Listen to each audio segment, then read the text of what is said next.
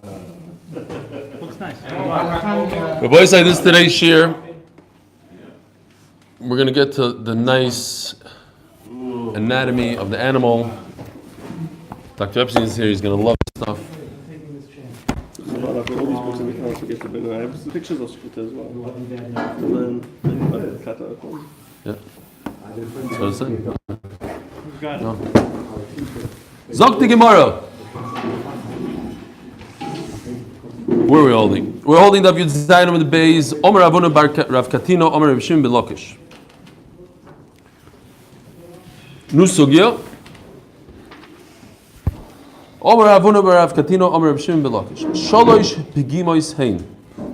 There are three pigimois. How do you say pigimois in English? Mazel tov. By the way, Noam and I walked to your bar mitzvah, but you weren't there anymore.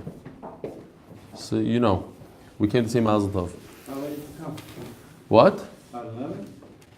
After, as soon as our Musaf was over, we came to you and you were gone. Mazel Tov. There's three nicks. Pigimas etzem ba'pesach, pigimas oizim b'bchor, pigimas mum b'kachim. So really, as we're going to see, there's four, or maybe even five. We were discussing nicks and a knife. Says the Gemara, there's three nicks. The Torah says, "Etzem lo yisishbru bo," you're not allowed to break a bone of the carbon pesach. That means even as small as a nick, where you run your nail across it and it stops in the nick, that's enough to be considered a broken bone. Pigimas oizim b'bchar, you have a male b'char, the oldest of the offspring of an animal goes to the kohen. If it has a mum, it doesn't go to the kohen. If it has even a nick in its ear, where you run your finger on the ear and it gets stuck in there, that's enough to be considered a pagam. Pigimas mum bekachim, says Rashi, this is basically the same thing almost as pigimas oizin, yet it's referring to the females that if they have a pagam in their rechem and it's hidden, you don't really see it, you think that the pagam has to be a larger size. Komash malon, it's the same size. It's the nick, the size of whatever the fingernail gets stuck on. So that's our sugya. We were discussing the knives. A fourth pgima is the nick of a knife. Doesn't everybody admit that a pgima of a sakin makes the animal treif? So how come it's not one of the things? How come we only say three? Of course, a pgima of a sakin is considered, a nick is considered something that ruins the knife. However, we're not discussing chullin, we're talking about kachim. Bechulon pigimasam kedei pigimasam izbeach. What is the shear? The shear of a pigima is whatever passes a mizbeach. V'kama pigimasam izbeach kedei shetachker boi tziporin. The shear is that you run your fingernail over it, and if it stops, if your fingernail gets stuck in the hole, that's the size of a pgima. Now, so Taisus just brings down that we have this in Zvachim as well. So how in the world could you find a stone from Mizbeach that's so smooth? And if you say it's the shamir, Taisus proves it can't be the shamir, the little worm that cut the stones, because it wouldn't be that smooth. So says Taisus that we're talking about stones that were in the riverbed, and hundreds of years of water going across them causes it to be extremely smooth to the touch. That if you run your fingernail over them, it will be really smooth. But as the Gemara, Kama b'gimas hamizbeach, what? It's sharp. What? No, it has to be smooth. These are they cover the mizbeach, the outside of the mizbeach with these stones, and in between the stones there's lime. As the Gemara, Kama b'gimas hamizbeach, Rabbi Shimon ben Yochai Omer tefach. It says before that Rashbi says that a nick is the size of your fist. But nobody says it's as small as a fingernail getting stuck in it. By the way, I don't know if you were here, but after the shear, we took the knife, and Ehrenfeld showed us that the knife that we were demonstrating on actually had a tiny little pgima, and he said, "Run your fingernail on it, and you'll see." So we ran, and most of us couldn't tell, but it was there. And he said it was such a large one, that's considered a really large one, that we couldn't tell, but he was able to see in a second. He says that mamish makes the animal treif. my point is that this fingernail thing is not something that you could physically see with your eye, because the knife looked perfect. Says the Gemara Leikashi, ho besido, ho ba'avno. When we're talking about the limestone, the line between the stones, that is the size of a fist or the size of a kazais. But when we're talking about the actual stone itself is even where your fingernail gets stuck in it. You used to check them as all the time? Yeah. We had in Zvachim, I don't know if you recall. It's massive, and they had to check it with their fingernail? No, but if you see, right, I guess they checked it once when they built it, but if there's a pkima, then the mizbeach goes down. We had that whole sugi. If you have an animal ready to go on the mizbeach, it's called dachui, hayil venira, dachui mikara. Mizbeach is out of service. If somebody runs his finger and finds a little nick, all the karbanis that were about to go onto the mizbeach to that point are puzzle. There's nothing to do with them. Omer Avuna. Haita bacha de leisar sakino kamei chacham if you're a butcher and you don't show your knife to a chacham, they put you in chayrim. V'rava Omar ma'abrinalei. They get rid of you. You're gone. Umachrizin abisrei de treifehi. And they announce on its meat that the meat is treif. So I was reminded by a story, but based on this story, you could tell a little bit where my genes, what kind of genes I have. My great-grandfather, Stefansky, from Switzerland, he was Rav Machsher in Switzerland, and they told him that the meat in a certain butcher was treif. He went there, he checked it out, and he spoke to the guy, he said, your meat is treif, what are you doing? He said, get out of my store. So he stood by the door, and everybody walked in, he says, Da verkauf mit treif. In German, he said, they sell treif here. Don't buy here. After a few minutes, the butcher came out with a big knife, and he said, if you don't get out of here, I'm going to take care of you. So my great-grandfather, Stefansky, he whipped out his own knife, and he said, Choshed an treifes is choshed v'ritzicha. I knew that this is what you're going to do, so I came prepared. You want to have it out? Let's go. And that was it. So I come from a very Kanoidik family, to say the least. What? Yeah, from Switzerland. You missed that part? Oh, he missed it. Yeah, you watched the video. Who had the bigger knife? It doesn't matter. The Stefanskys always win. Knives, no knives. We're not going to get into the story of the introduction to the neighborhood that the Stefanskys made with knives and police. We're not going to get into that one. Okay. Other tools. Yeah, other tools. All right. They had the knives, not us. Fine. Says the Gemara. No, so it says, Umachrizin abisrei the trefi. You announce that the meat is treif. If a guy doesn't bring his knife to the chacham, you announce it. V'loi pligi. So, do you announce that his meat is treif, and do you remove him from his job, or do you just put him into cherim? Which one is it? Says the Gemara, it's not a machlokes. If we find that his knife, we did a check, we found that his knife is perfectly kosher. So he's just lazy, and he's a mechutzaf, he didn't want to give kavod to the rabbi. We said, why do you go to the rabbi? Kavod. It's not like a real halacha. It's halacha of kavod, nothing to do with the knife. So for that we put him in cherim. But if we find that his knife is treif, so you're talking about a sheged. So we got to remove him and announce to everybody that his meat is treif. Ravina Omar. He doesn't want to show the knife though. It's too bad. Then we remove him. Ravina Omar. It's not enough. If you find that his knife is treif, it's not enough just to remove him. You got to take, what do you call it? No. Excrement. That's not such a great word, but okay, we'll use that because I didn't come up with a better one. Feces. Great. And you sprinkle his meat with it. In other words, don't allow him to sell it even to a non-Jew. He should suffer consequence. Don't be a nice guy and say, oh, we found treif, fine. Right?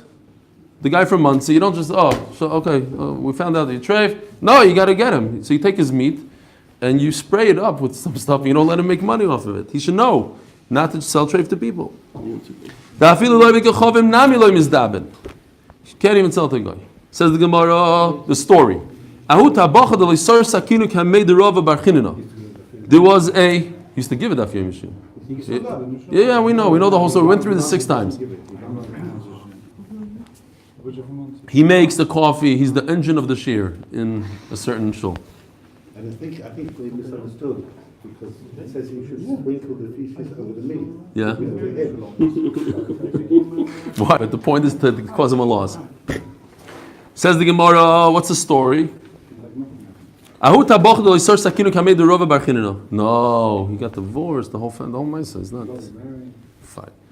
There was a butcher who didn't show his knife to the gadol, to the chacham of the city, Rava bar Chinina. Shamte. So Rava bar Chinina put him in cherim. Va'abrei, and he removed him from his position. Va'achar zabisrei detrevi, and he announced to everybody that his meat is treif. Iklo Marzutra and Ravashi legabe. So one day, Marzutra and Ravashi happened to visit Rava bar Chinina. Omalahu, lainu Rabbi b'milsei, the Tolabei Tafli. This is a very interesting concept. Rava bar Chinina was concerned for this fellow after he removed him because he had children that depended on him. So yeah, you're right. Halachically, we have to remove this guy. But what about his children? Why should his children suffer? Interesting. I mean, they say this as far like when you put a guy in jail. What about his wife? What about his children? So it's something to be concerned about, I guess, in certain situations. Says the Gemara, Batka Ravashi l'sakini v'nimtzis yafa. So Ravashi remembered this halacha that if you check the knife and it's kosher, then we don't have to remove the guy from his position. I don't understand this exactly. I mean, maybe it was a month later, a week later, and maybe he had a chance to fix it. Fine. He found out that it's good. V'achsherei. And he put him back. He put him back to his position. Omali Marzutra, so Marzutra, who was one of the 2 people that came to visit Rabbi Bar Chanina, told Ravashi, why did you put him back in his position? Why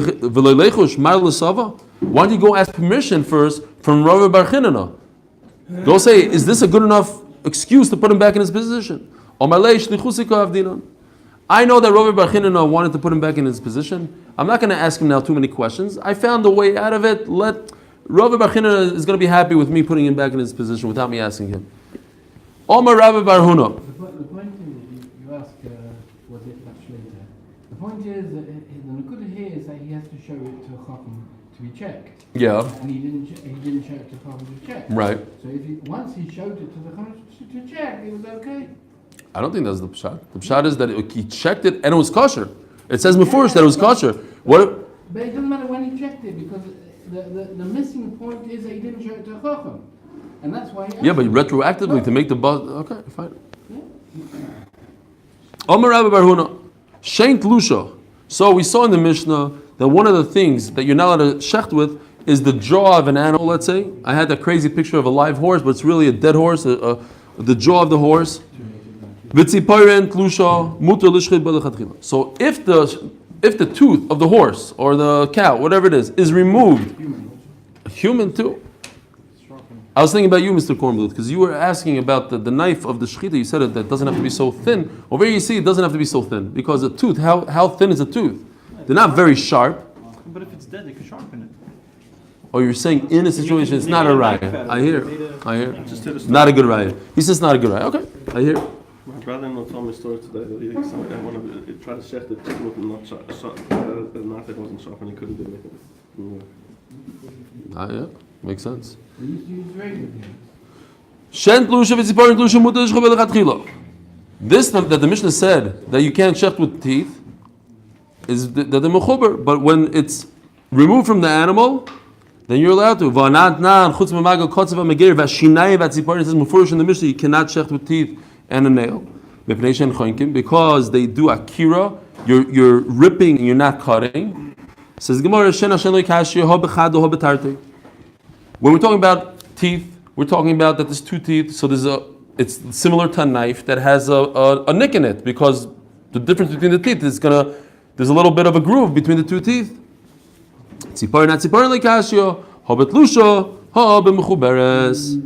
So remember, we learned like Rebbe says that mechuber is also, so this goes according to Rebbe, that if a tziparin is mechuber to an animal, that would be considered mechuber.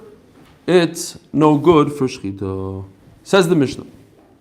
Hashoichet b'magal kotzir b'derech halichasa v'shamay poislim. I forgot to bring. I thought about bringing the picture, but we saw the picture. If you go back in the WhatsApp, there was a certain sickle that had teeth, and they all went in one direction. Not like a saw that there were a bunch of V's lined up together. It was V's on an angle. And the problem with that is that the angle catches the skin, catches the trachea, the simanim, and rips them. Says the Mishnah, but if you go in the opposite direction, against the, with the grain, so to speak, not against, or against the grain, whatever you want to call it, in the opposite direction, over there it's smooth. You could even put it across your hand and you're not going to get cut. Because the teeth are in one direction. Fine. So you're saying I don't need pictures anymore. You guys understand? Fine. This is Mam Shawais. He has a picture. You want to show us, Doctor? It's a small picture, but. Oh yeah, those pictures don't work for us. The kitzer, when all the teeth are in this direction, so if I cut into the animal, I'm going to rip something. But if I go this way, it's not going to cut. So that makes a lot of sense. What? It'll cut without ripping because this side of the tooth is sharp, but the points don't go in. Says the Gemara, says the Mishnah, this is machlokes. But Shammai still say it's possible. Gzeira, still a machshir. The mechliku she now, and if you smoothen it out, harei kasakin, then it has all the halachas of a knife. Omer Rebbe Chia bar Abba, Omer Rebbe Yochanan. Af keshichshiru beisilel, lo yichshiru el atara midei nevela. So the Gemara says a big chiddush here. Rabbi Yochanan, as we're going to see at the end of the sugya, Rashi says that Rabbi Yochanan got this. He didn't learn it out from the Mishnah. He learned this from his Rabbeim. He knows that this is the halacha. That what we said in the Mishnah, that it's okay, this kind of shechita, it's not okay to eat.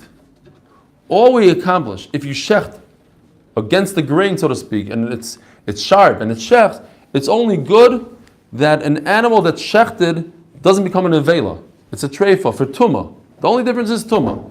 So if I have an avela, if I shoot an animal in the head and it dies, then it emits tumah from its body. But if I shecht the animal and I find out that the shechita wasn't good, the animal's strafe, then there's no tumah. So over here, the shechita is good enough to remove the tumah, but not for you to eat. Avabachila surah. Why? Because the gzeira, says Rashi. It's a gzeira because maybe you'll go the wrong direction. You'll go with the teeth and you'll rip. Omar Ravashi dekanami. I can prove it to you, says Ravashi. Diktani beishamai poislim ubeisil machshirim. V'leiktani beishamai oistrim ubeisil matirim. It should say a lashon of heter, and instead it says a lashon of poisel and machshir. So it's kosher. He wants to learn that the word kosher is from tumah. It should say matirim. It says machshir. Machshir is more of a lashon of tumah, says the Gemara, but doesn't really make sense because if you really want to talk about tumah, tumah is tahara and tumah. Why are you using lashon of kosher?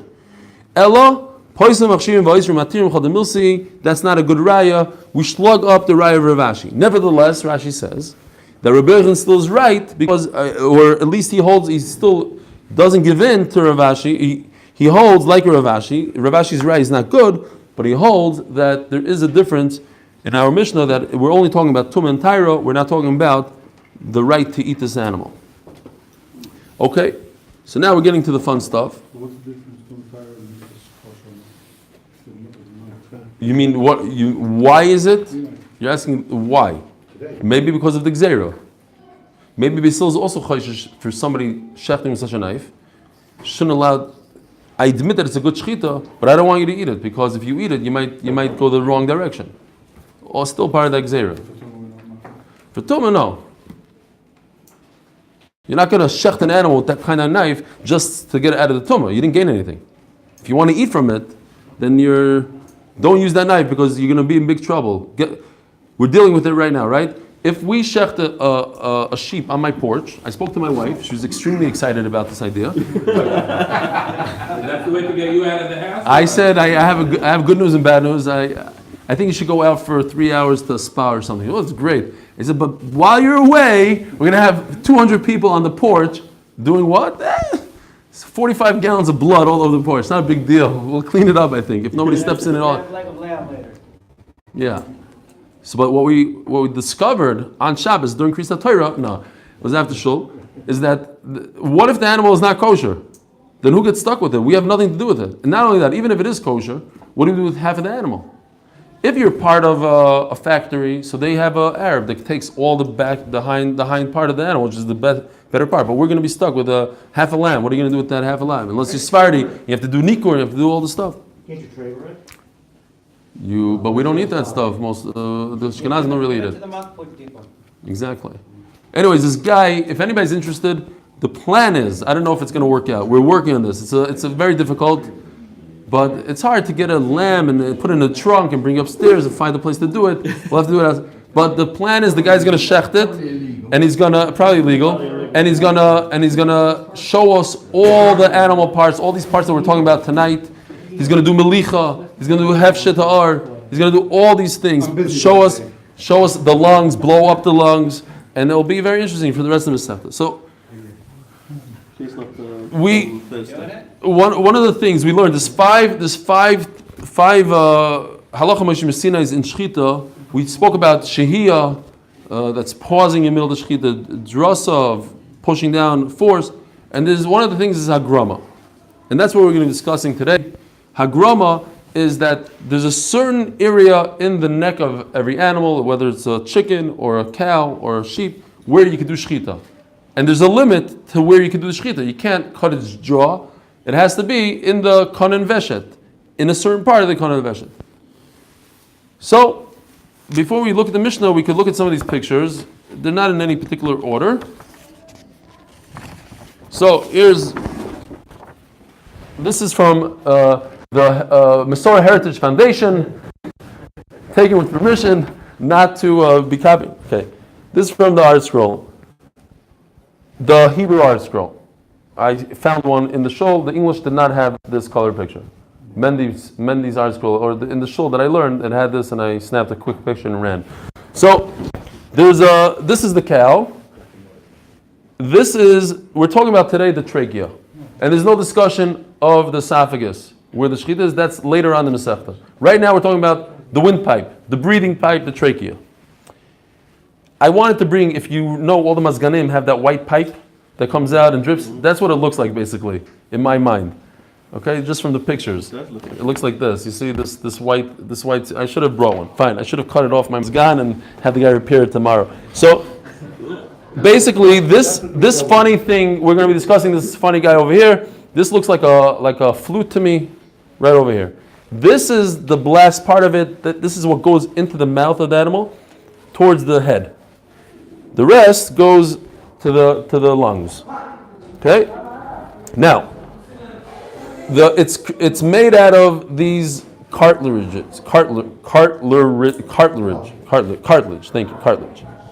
The way this cartilage over here are like horseshoes. They're like U's, and they don't come around completely. As you can see in this picture right over here, they go around this white stuff, and then on the bottom of it is just flesh, or whatever you want to call it. One of them, called the tabas hagdoila, the last one.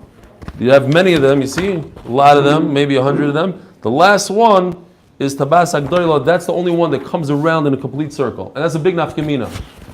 And that's what we're going to be discussing today, tabas hagdoila.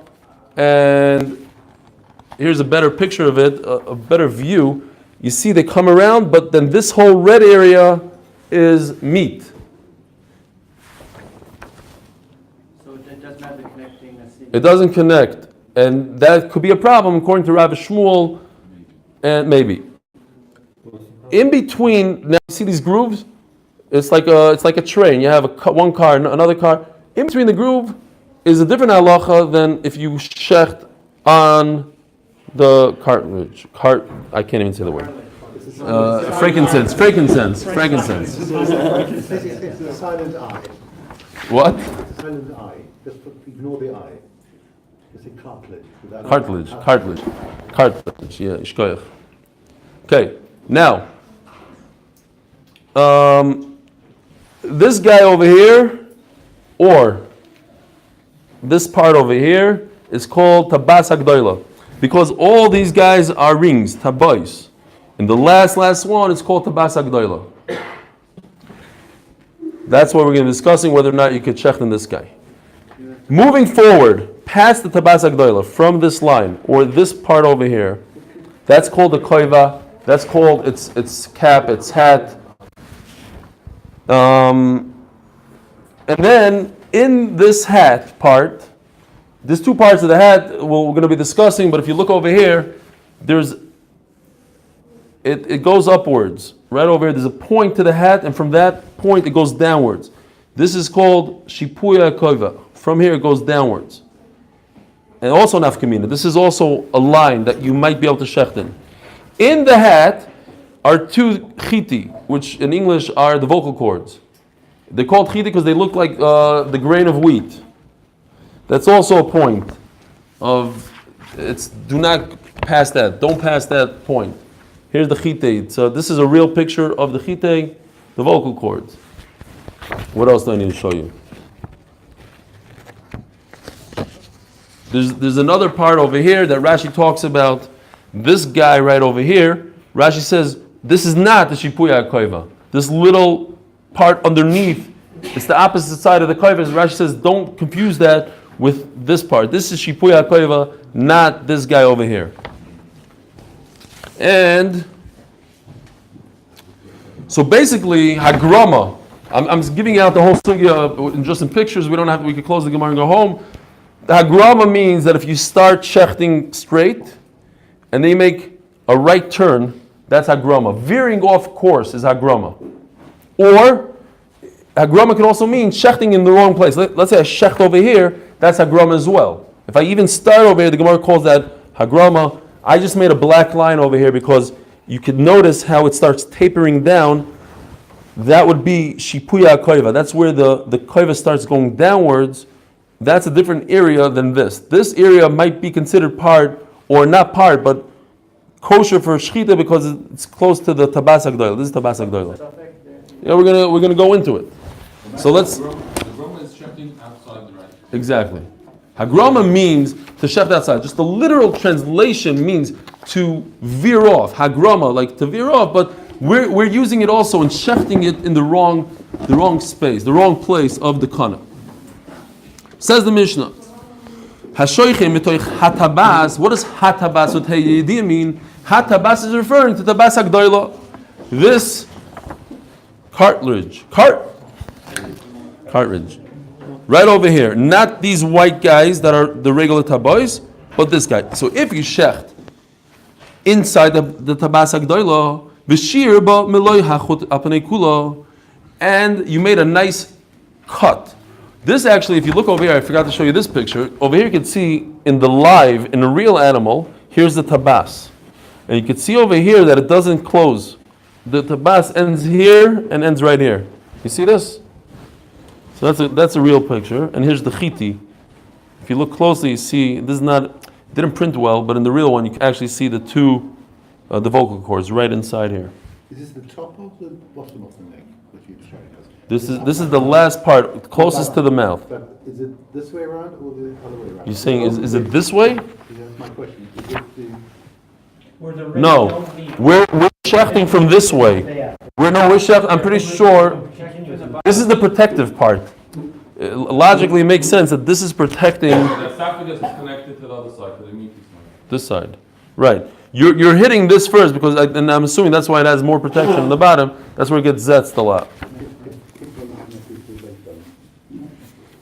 Okay, so if you shecht from the tabas agdoila, but you don't, in other words, it's a pure, beautiful shechita. It's like where this number three is. You shecht right in the center of it, that you have enough of a what's the lashon here? A meloich achot, a little string. So you didn't shecht, you didn't touch any of this, then you're okay. It's a good shechita.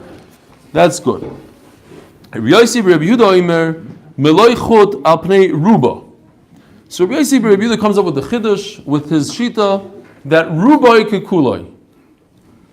Okay, famous halacha that if you shecht most of the simanim, then it's as if you did all the simanim. You did, in other words, you don't have to go through with the knife through and through. You don't have to get to the other side of the kana. It's enough as you go 51%, I guess, 3/4, whatever. Roiv.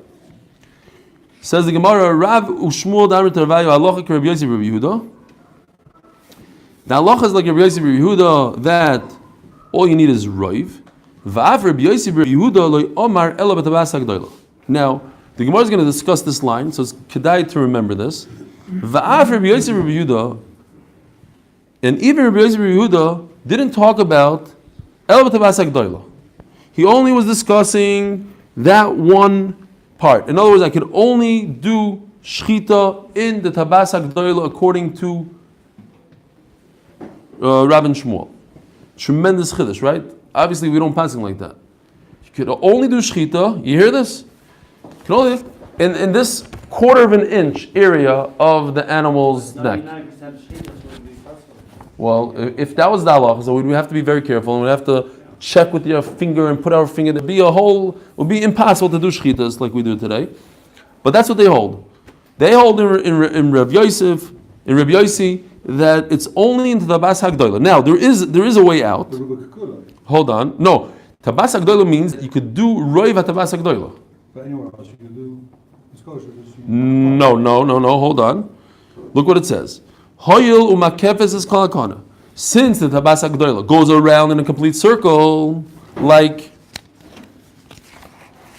this picture, Tabas Hagdola goes completely around, so Mamela I shecht from it. But in the other rings, they don't go completely around, they cannot shecht in them. However, there is one very good exception. Now says Rashi, yes, I cannot shecht. Don't think that what the Gemara just said is I can't shecht in this whole area. I just can't shecht in the rings. But I could shecht between the rings, says Rashi. Even Rav and Shmuel agree that I could shecht right between every tabas. Because in every tabas, what? Impossible. You feel it. Between every tabas is only meat, and you're getting the whole meat. Don't they sort of interlink? That's what Menachem is trying to say. I don't know. Saying, Why is it impossible? When we do a shechita, we'll see it. Very little. why You have to go. No, you don't feel with the knife. You feel with your finger. You separate a little bit. It's like a mazgan. You feel where the ridge is, and you go in between. You do it real quick. Why is this Shia? Feel it on the outside of the skin. Why not? sure it's If you're a mumcha, if these shaykhim can feel a little nick on the knife, they can feel the big. I'm not even going to say the cartridge. Where's the I'll point here was that the last one is the last place you can check. Below that you can check. What? The round one that goes all the way around. Surely the Havamina is that you can check all the way from there downwards. No, that's not what it means. It means you could only shecht in the tabas agdoil, the one goes all the way around, and not in other tabas. Look, it says Ella b'tabas agdoila hoyil u'makefes is kalkon abishar tabais loy. You cannot shecht in other tabas. This is halach ma'isina. That's all according to Rashi. Rishonim don't agree with the Okay. It means lemala that the tabas lemala from there.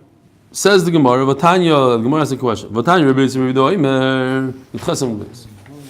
Hashoiche b'shar hat tabais. But if you shecht in other rings. Ava Pishei Makifos is Kalakana. It says Mefurish, even though they don't circumvent completely, they're not a full circle. Hoyel Makifos is Roiv Hakana, Shchitazik Sheira.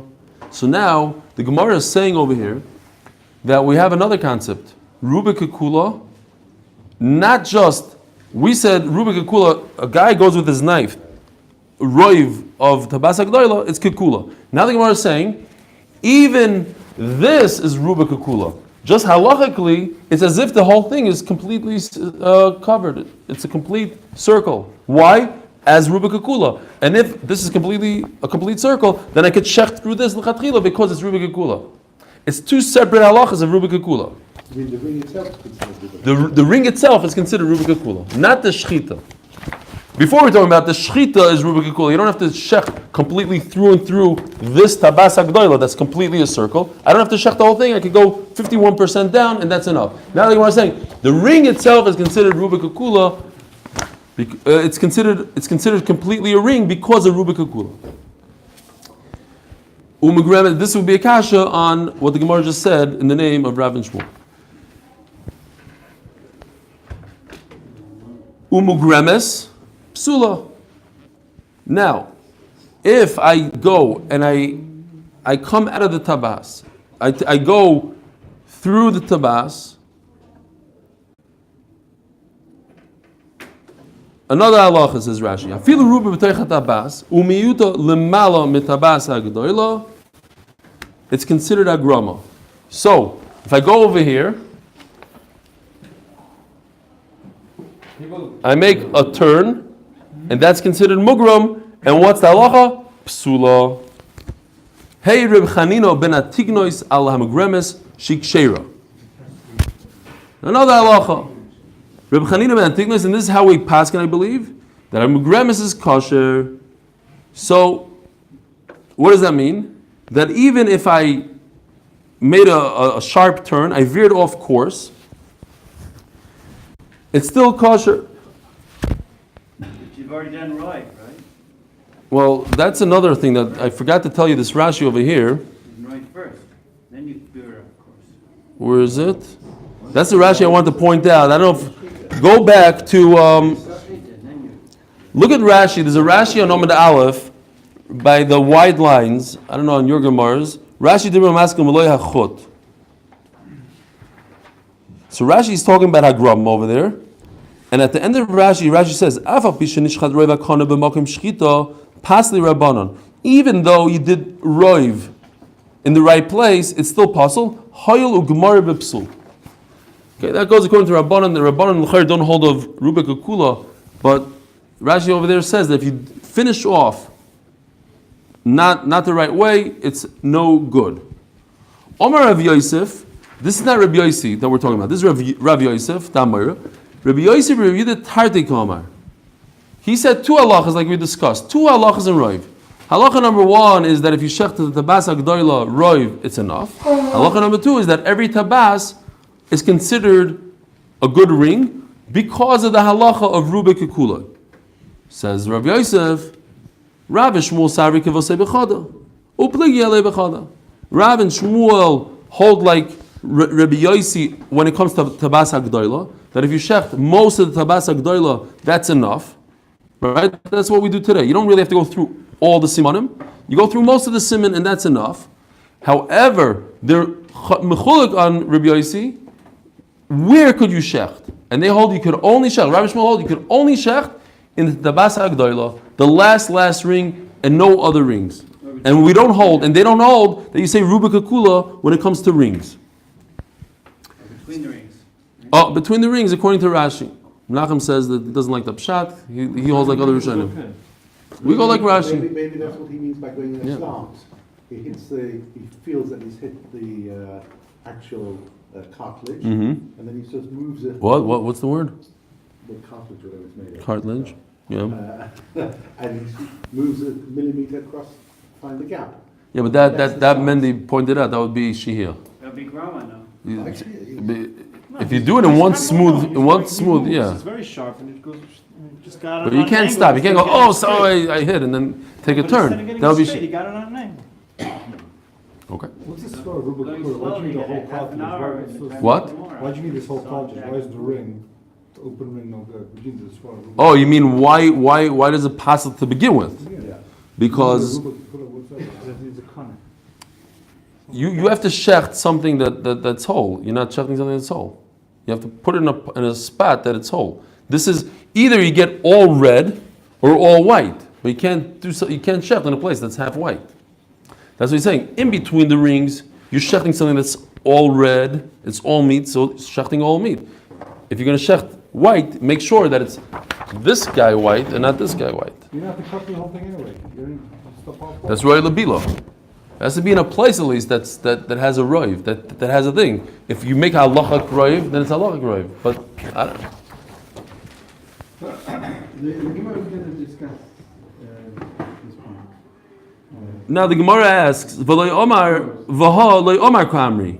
When the Gemara started out, the Gemara said the lashon. That's why I told you to pay attention over there. It says v'afer b'yosef reviewed loy Omar ela b'tabas hagdoila.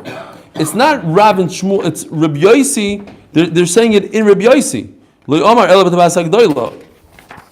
Says the Gemara.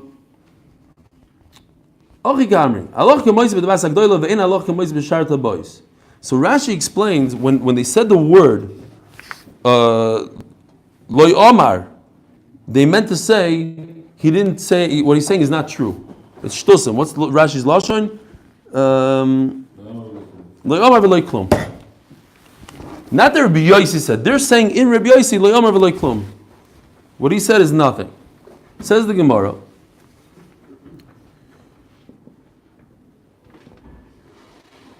Kisolik.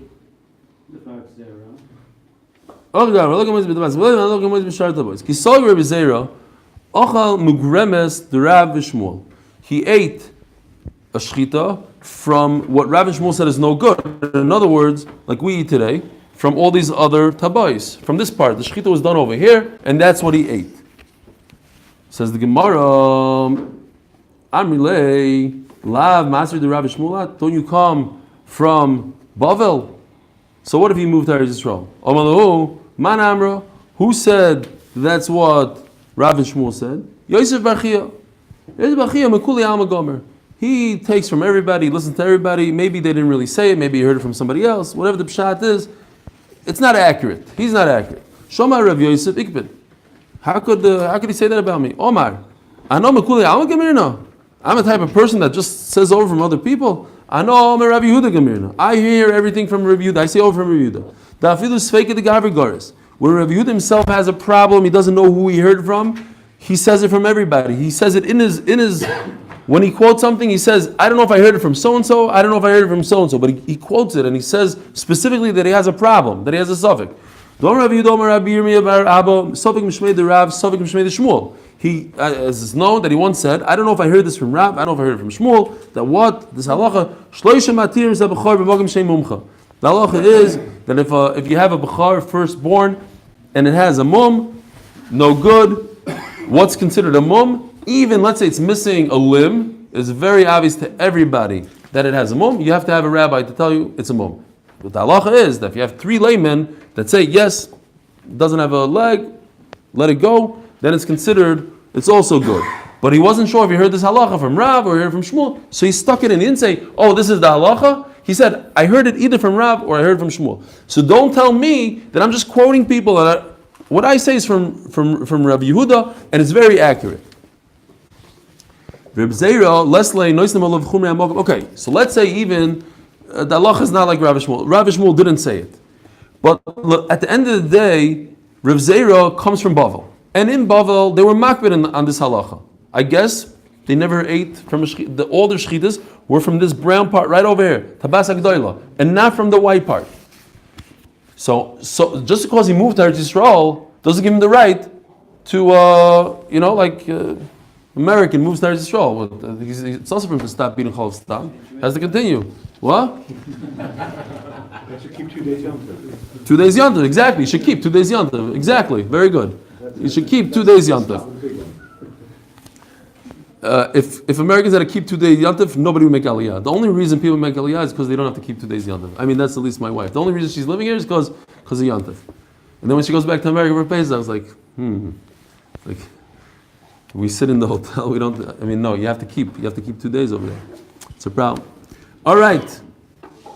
Says the Gemara. What's the problem? You have to keep the chumras of the place that you left. So since he left Bavel, and over there they only ate from the Tabas HaGdoila, so he has to keep that. That's not true. This halach they have to keep all the halachas is only within Bavel itself. If you move from one city to the other. Eretz Yisrael, one city in Eretz Yisrael to the other. If you go downwards, you go from Eretz Yisrael to Chutz La'aretz. But if you go from Bavel to Eretz Yisrael, since we rule over them, the Eretz Yisrael rules over them, where Rashi brings a few things like Kiddush HaChodesh or whatever. So Meila, Avdinu Kavasayu, they don't have to take the Chumras of Bavel, and they continue, they take on new halachas of 1 day Yantif. Rav Ashi Omar, Afidu Teimim Bavel Eretz Yisrael, even in a case where you go from Bavel to Eretz Yisrael. And I would say that maybe in that case you have to keep the halachas of Bavel. If a person makes up his mind to never go back, then he becomes a real Eretz Yisrael Dika. Then he could keep one day Yontif, and he could do the Shechita, he could eat the Chsherim from Eretz Yisrael. It doesn't have to be makbid on the halachas of Chutz Laretz. Yeah, that's what I said. Were more mekel than the Hechsherim and Bava. Correct. In those days, they eat also stuff they find on the sidewalk. Tisha Chanuyos. It's all good. Says the Gemara. Omar Leah Bailer Rav Yosef. V'ha Rabbanon da Osum Mechoyza Amri. Rabbanon came from Bavel. They said, Omar Reb Zerim Shmeder Rav Nachman Mugremes Kshera. What do we do? Mugram, if he makes a right turn, comes off. So let's see. What's this mugram, Rabbi Yisrael? What do you have over there? What kind of mugram? Oh, so we have to say mugram means this part. The Rav and Shmuel. Mugram of Rav and Shmuel. It's kosher. Says the Gemara, Amarlei, Naharu, Poshtei. Every river has its flow. It flows in different directions. So there's different halachas, different places that have different halachas. Rabbi Shimon ben Lakish achsher b'chuda de koiva. So here's the chuda de koiva. Let's see if I have a good picture here.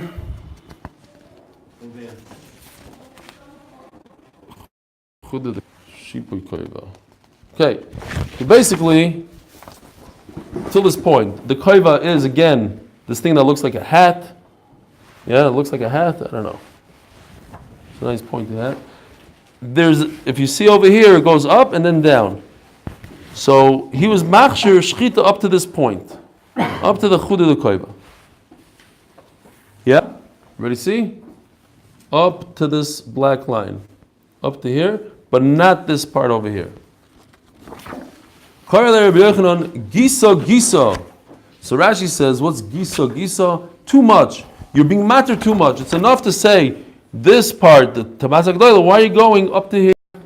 Now when I read it, I thought like Amarit, not like Amarit, but I thought Gisa Gisa means my brother-in-law. Gis, like in Hebrew.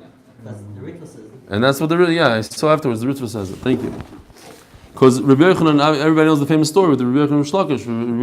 Rabbi Yochanan found Rabbi Shlakish and he was a robber, and he said, Chelech Le'Raisa, he married my sister. So they were brother-in-laws. Gisa Gisa. What? It's gas Gisa. Right, but Rashi doesn't say it. Rashi doesn't say that. Rashi just says too much. You're going too much. Those who say it's brother-in-law, no, it's brother-in-law twice. One is gas and one is Gisa. Really? Yeah, my brother-in-law is exaggerating. Ah. You sure? Does the Ritva say that? The gas Gisa? Yeah. Okay, very good. Omer Apapim Yishmei, so Rashi didn't have that gear, so he just had Gisa Gisa and made it gas. Omer Apapim Yishmei the Rava. Poga bechitei treifa. So now we're talking about the vocal cords. Again, these are the chitei, they look like two pieces of wheat. The vocal cords, where are they located? They're located, if you look at this picture, they're located towards the end. Well, we'll see. They're basically past this point already is part of the vocal cords. See the shipuya koiva. This point over here, downwards. The chita, these are the chita. They're in there. So he said that if you hit that, paga. What's paga? If you hit the. So we'll see what paga means. Paga means bumped into. Reb Shimon Lakish achsher b'chuda de koiva. Korle is Omer Abba Mishmeder Poga b'chide treifa. Ibaylu Poga unoga b'hem. Does it mean that he actually cut into the vocal cords? Zechsiv vayivga boy vayomois. How do you kill somebody? Bibgia. Obviously, he had to literally touch him. He had to physically go into him. Oidilma Poga v'leinoga. Maybe he came really close and he didn't touch the vocal cords. Kidchsiv vayivgu boy malach eliyim doesn't mean that they touched him. They bumped into him. They came really close to him. Itma Omer of Papa Mishmei the Rava. Shayir bechite kshera. What does shayir bechite mean? Shayir bechite means that if he did cut into the vocal cords, but he left one over. In other words, there's still between his knife and the head of the animal. There's still on both sides. There's a vocal cord. That's shear. Shear means he cut into it, but he left some of it over. Versus cutting beyond the vocal cords. Beyond the vocal cords for sure is no good. But if you cut into the vocal cords, so there's a little bit of vocal cord on both sides, says Rav Papa in the name of Rava that it's kosher. Omar Ameimar Bar Mar Yenuko Havekim Nekamedi Rav Chia Bereder Rav Avio V'Omar Li Shir Bechitik Sheira. Okay, other shita that says it's kosher. Omar Ravina Rav Ashi Omar Rav Shemem Mesuvro Ikla Marzuz V'La Asrin V'Dora Shir Bechitik Sheira. Ma Rav Ashi Omar Paga Bechitik Sheira Shir Bechitik Treifa. That if you came up until the vocal cords is kosher, but once you touch a vocal cord, even if you left over some of the vocal cords, it's treifa. We'll do the rest of the sugya. We'll go into tomorrow. No, tomorrow. Have a great trip, Mendy. I'm looking forward to you coming back. Oh, are you coming back before Naftali?